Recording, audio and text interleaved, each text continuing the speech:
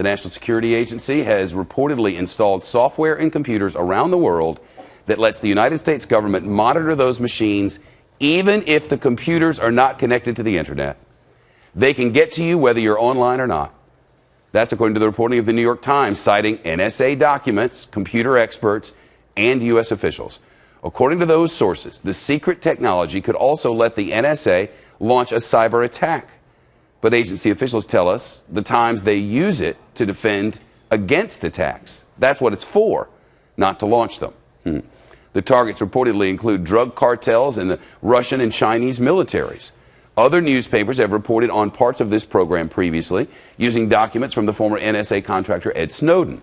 The technology reportedly uses radio waves and is affecting nearly 100,000 computers around the world, but apparently none here in the United States. At least that's what they tell us. An NSA spokeswoman tells Fox News, and I quote, "NSA's activities are focused and specifically deployed against and only against valid foreign intelligence targets in response to intelligence requirements."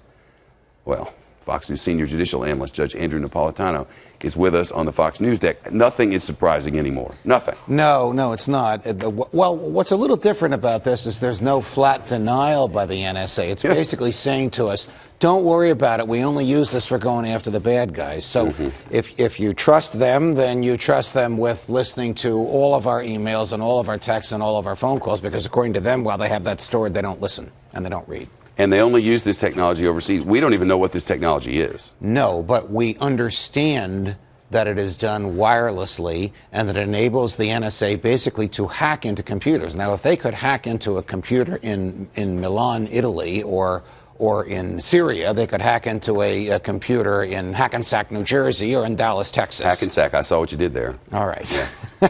But the point is, if they can do it, history tells us they're going to do it. Yes. They're going to. Yes, because they operate in secret. The court meets in secret. The records are kept secret. There's no public accountability, so there's no restraint on their behavior. Yeah, we already know that some of their tactics that are supposed to be used against terrorists have also been used against ordinary criminals and against drug dealers. We also know that the judge who found this unconstitutional found it ineffective, that the judge who found it constitutional said there's no evidence that it works, that the president's own appointed oversight review board that had 2 full-time intelligence community professionals, including a former director of the CIA, found that it doesn't work. So why are they doing it?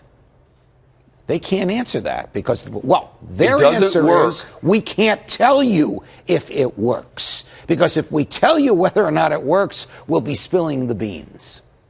Now, that is simply not a logical argument in a free society about whether or not we're going to let the government spy on us. And yet the number of sheeple out in this country who say, let them do whatever they want. If they're protecting my freedom and they're protecting us from the bad guys, then let them do whatever the hell they want. Those people are going to be the ones to hold responsible when it all goes down the toilet. Because if they can break every tenet of the Constitution in trampling on our freedoms and our liberties to get to these things, then we've lost it. Yes. You can just throw it out the window. Unfortunately, a majority of the Congress seems to agree with the argument that you just so nicely summarized. You have, on the right, Senator Rand Paul attacking it. On the left, Senator Bernie Sanders, a socialist from Vermont, attacking it. And in the middle, now there are others who agree with them, but in the middle, the vast majority of both parties in both houses of Congress say, we got to look tough.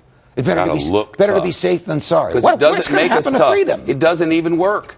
The people who have said, one who said it's constitutional, one who said it's unconstitutional, and the president's own overseers say, we don't actually think this works.